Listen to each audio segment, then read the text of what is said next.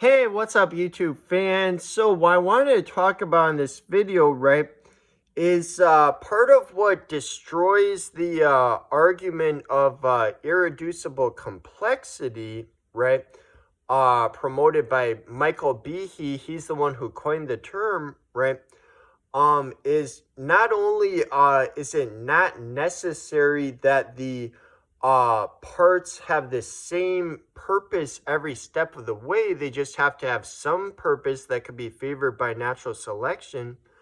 um but also the same parts can be put in multiple spots in the body, right? The same genetic instructions can put the same body parts in multiple spots, right?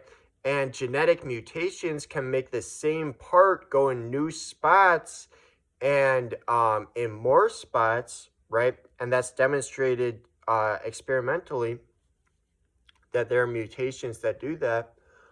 Um, and so, I mean, Michael Behe, right? He uses the mousetrap as a perfect example of a irreducibly complex system that will not work without all of the parts together at once. And yet, people have pointed out a mousetrap is not irreducibly complex, right? For one thing, even without all of the parts together at once, it can still work for catching mice, right? That has been demonstrated, refuting his argument. And aside from that, it isn't actually important that you have the function of catching mice every step of the way, right? Because like people will demonstrate that like when you take out some of the parts, it can have different purposes, like being a tie clip. But Behe, he will complain that that doesn't count because it's not functioning as a mouse trap. But it's like the point that people are trying to tell you, man, is that it doesn't have to function as a mouse trap every step of the way. In the context of evolution, all that matters is that every step of the way you have some function that could be favored via the process of natural selection. It doesn't have to be the same function every step of the way. And we have countless very well understood examples where there was a change of function, but we still understand very well every step of the way what the function was. And the earlier functions, we still have living things which use it for that function, right? So like, for example, the limbs of tetrapods, right, have been applied towards a multitude of very different purposes, right? Like bats and birds use it now as wings, right? And in the earlier steps of the evolution of what's now their wings, it was not used as wings. But that is not a problem to explain that, because it still made perfectly good legs and feet. And we still see plenty of creatures that use that same fundamental structure for just that. They use it as legs and feet. Lizards, dogs, elephants, etc., right? It's the same fundamental structure, all the same bones: humerus, radius, ulna, carpals, metacarpals, and digits with phalanges, right? All of those same bones in the wings of bats and birds, right? Many of the parts of their wings, and yet it's just as much useful for another purpose: legs and feet, right? Also, primates, including humans, we use it as arms and hands, right? And again, in the earlier steps, it was not arms and hands, but that's not a problem to explain, because it made just as much good legs and feet, right? And we also have, we understand the intermediate steps for the evolution of arms and hands and of wings. With wings, there are plenty of creatures that glide without full-on flying, right? And that can be improved upon more. With arms and hands, there are creatures that have 4 legs and 4 feet, but can still climb trees, right? Lions, for example, they have 4 legs and 4 feet, but they can climb trees, right? Some groups will specialize to life in the trees because, it helps avoiding predators on the ground. getting food up in the trees. There's certain advantages, and so some creatures will adapt to life in the trees, right? And the same fundamental structure, right, of a lion's front legs and feet is the same fundamental structure as our arms and hands, right? So there's a gradient that can be improved upon towards that. Um, and with the mousetrap, right, the parts were not even all invented at once, right?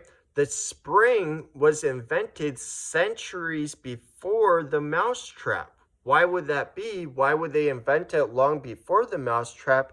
It's because springs are just as much useful for plenty of other purposes, right? And one of the complaints that Behe and his fans will make when people point that out is they'll say like, oh, well, to like move the tie clip from, like to move the like spring from being a tie clip to like into a garage or something to be a mouse trap, that takes intelligence to move it from one spot to another. But okay, there are genetic mutations that can change the number of body parts, change the position of body parts. There are even mutations for some flies that can make them have legs coming out of their head where their antennas should be, right? Or make them have a second pair of wings, right? There are mutations that can do that.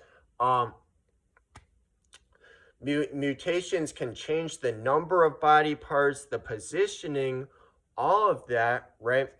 And so the same parts, right, the same genetic instructions for the same parts can be used again and again and again in multiple spots throughout the body, right? And so just like how human designers would use, springs in multiple different machines, likewise, mutations, right, can put the same parts in many different spots and then apply them towards many different purposes. And in the human body, as well as the bodies of other living things, we see that the same parts are used for many different functions all throughout the body, right? Like, for example, muscles and nerves. We have them all throughout the body, top to bottom, left to right. We have muscle inside and out. We have muscles and nerves all throughout. And for like all throughout our body, each region of our body, muscles and nerves are involved in allowing for the functionality of that body part, right? And it didn't have to be evolved from scratch for every single body part that uses muscles and nerves, because some of the same genetic instructions are used for every single muscle and nerve in the body, right? And so it didn't have to be evolved from scratch for every single muscle and nerve in the body, right? And so originally it was evolved for whatever purpose it first fulfilled, right? And then now that it's all throughout the body in all these different systems, it can be applied towards many different purposes and specialized towards multiple different purposes. Also the bones, right? We find bones all throughout the body, up, down, left, right, and much of the same genetic instructions are used for all of the bones, right? It didn't have to evolve from scratch for every single bone in the body, and it contributes significantly to the functionality of many different independent regions of the body, right? Or how about the blood vessels? Again, we have them up, down, left, right, inside, and out all throughout the body. And again, it didn't have to be evolved from scratch independently for every single one. Much of the same genetic instructions are used for all of them, right? And they all connect back to the heart, right? Which there's only one heart, and yet it powers all of the different regions of the body, right? We have certain body parts like the heart, the brain, that power many different regions of the body all at once, right? And so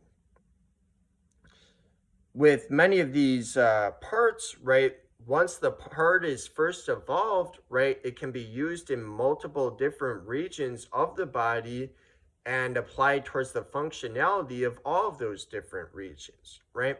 So to make the objection with like the mousetrap, how it can be used as like a when they like when they complain like, oh, it doesn't count when you say how like a mouse trap that the spring could be used as a tie clip and for various other purposes, it doesn't count because it takes intelligence to move it to a new spot or whatever.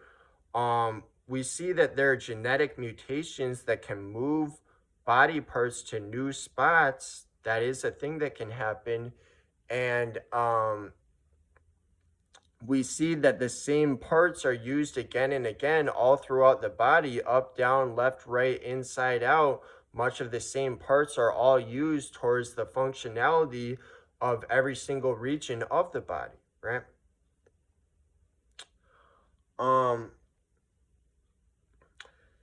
And with like fundamental parts like, you know, heart, brain, not all animals have those, right?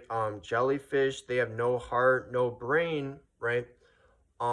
Their system, it still works like that. There are intermediate forms for the heart, for the brain. You know, some animals have one chambered hearts, some have two chambered hearts, some have three chambered, some four chambered. There are differing sizes of brains, different parts within the different brains. And so,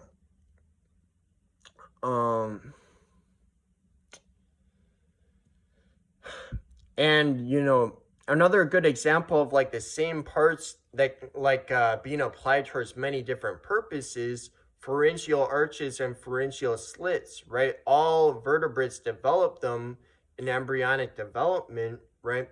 But the ones which become gills in fish, in us it develops into totally different body parts, like parts of our ears, right? And yet it's the same developmental structure, right? The same embryonic structure and many of the same genetic instructions, right? But applied towards a new purpose, right? And so it doesn't have to be the same purpose every step of the way. All that matters, right, for Darwinian evolution is that every step of the way there's some purpose that could be favored via natural selection. It doesn't have to be the same purpose, right? Body parts can take on new purposes. There's numerous well understood examples. There's numerous examples where even amongst creatures still alive today, the same parts are used for differing purposes by differing groups, right? And even within our own body, we see the same parts used again and again in multiple different regions and applied towards multiple different purposes. There are certain parts that contribute to the functionality of every part of the body, right? And much of the same genetic instructions are used for all of them, all throughout the body, right? And there are genetic mutations that can increase the number of a body part, change the position of a body part. You know, there are mutations that can make a fly have legs coming out of its head where its antennas would typically develop, right? Because there are Hox genes, right? They help with determining the position of body parts across the body's axis, right? And so mutations to these genes, right, can result in a body part being placed in a new spot across the axis, right? And it can increase the number of the body parts. Mutations, right, can do that, right? That's demonstrated experimentally. And so, that's all for now. See you guys.